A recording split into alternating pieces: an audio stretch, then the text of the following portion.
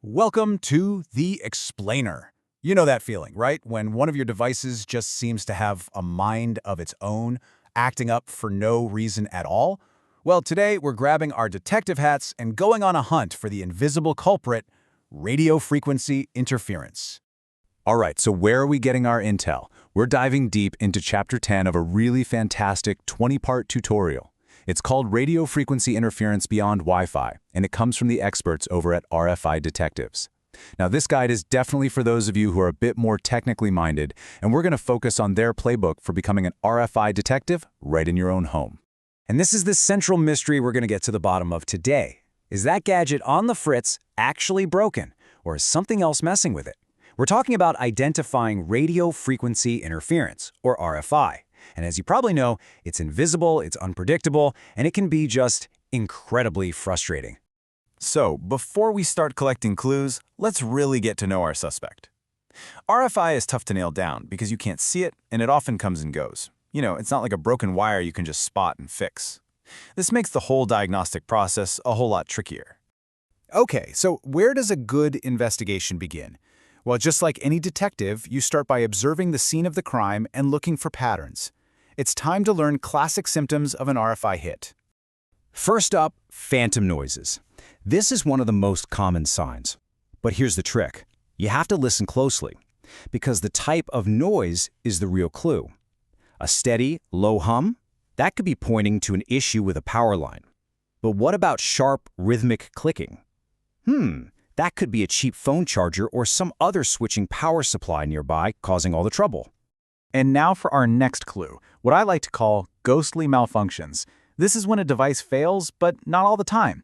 Think about it. Is your garage door only acting up in the evening? Does your car's key fob consistently fail in one specific parking spot?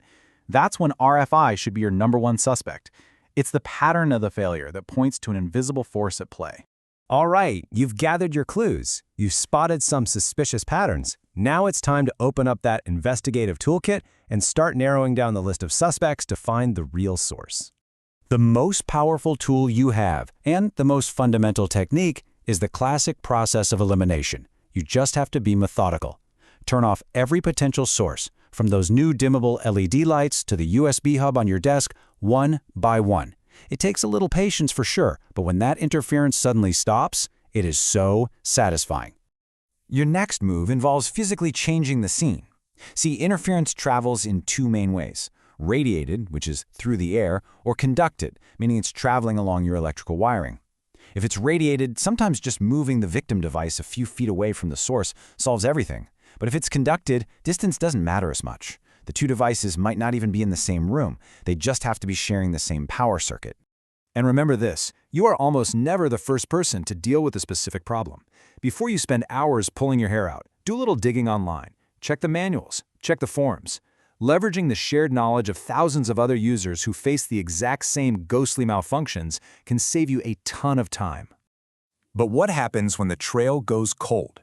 You've tried everything, and you still can't crack the case. Well, sometimes a good detective knows when it's time to call for backup. For those really tough cases, the professionals bring out the heavy-duty gear, tools that can literally let you see the invisible. A spectrum analyzer, for example, can show you the interference's unique frequency fingerprint.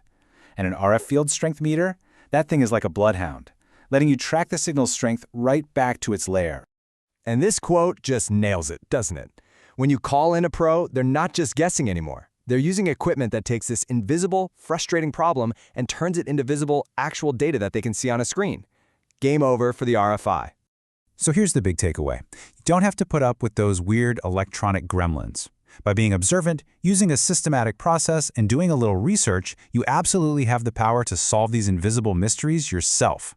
The Detective's Handbook is officially yours. So, what strange signal in your life are you going to investigate first?